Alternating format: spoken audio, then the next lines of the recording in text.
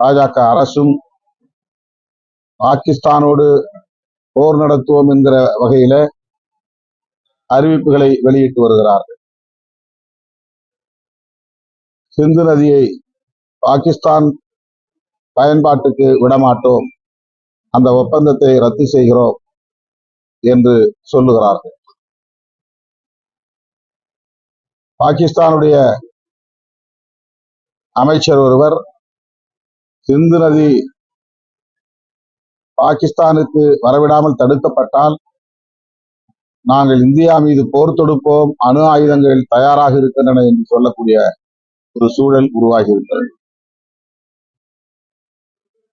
பயங்கரவாதத்தை யார் தூண்டினாலும், பின்னணியில் யார் இருந்தாலும் அவர்கள் மீது நடவடிக்கை எடுக்க வேண்டும் என்பதிலே யாருக்கு மாற்று கருத்து இல்லை. ஆனால் ஒரு போர் தேவையா என்பதை, அதற்கான சூழலை உருவாக்க வேண்டுமா என்பதை அரசு, இந்திய ஒன்றிய அரசு கவனத்தில் கொள்ள வேண்டும் என்று விடுதலை சிறுத்தைகள் கட்சி வலியுறுத்துகிறது.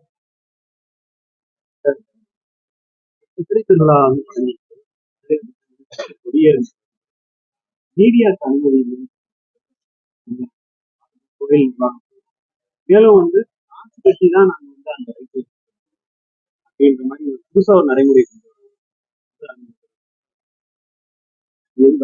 இத்தனை வருஷமா ஃப்ரீயா எடுத்துக்கிட்டு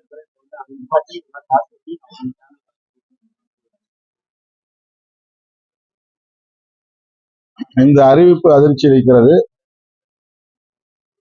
தமிழக முதல்வரின் கவனத்திற்கு இது சென்றிருக்குமா என்று தெரியவில்லை. உடனடியாக முதல்வர் இதில் தலையிட வேண்டும். ஊடகங்களுக்கான இந்த ஜனநாயக உரிமையை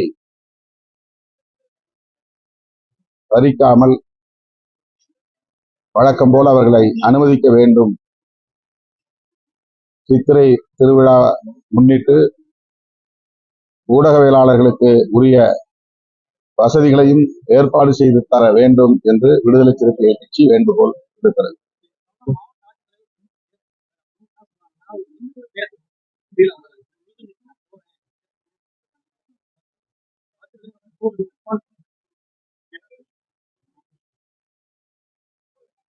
ஊடகவியலாளர்களை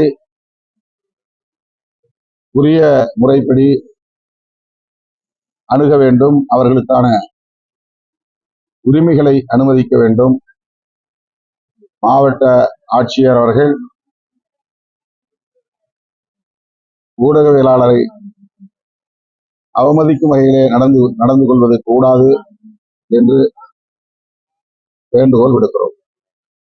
விடுதலை சிறுத்தைகள் கட்சியின் சார்பில் இன்றைக்கு கேரள மாநிலம் வண்டி பெரியாரில் மே தின விழா கேரள விடுதலை சிறுத்தைகள் கட்சியின் சார்பில் நடைபெறுகிறது. அந்த விழாவில் பங்கேற்பதற்காக நான் செல்வேன். செய்திகளை உடனுக்குடன் தெரிந்து கொள்ள கீழ்கண்ட கேபிள் மற்றும் டிடிஹெச் நெட்வொர்க்குகளில் எம்நாடு செய்தி தொலைக்காட்சியை காணுங்கள். பாதகம் செய்பவரை கண்டால் நாம் பயம் கொள்ளலாகாது பாப்பா, மோதி மிதித்து விடு பாப்பா, அவர் முகத்தில் உமிழ்ந்து விடு பாப்பா. அண்மை செய்திகளை உடனுக்குடன் தெரிந்து கொள்ள இணைந்திருங்கள் எம்நாடு தொலைக்காட்சியுடன்.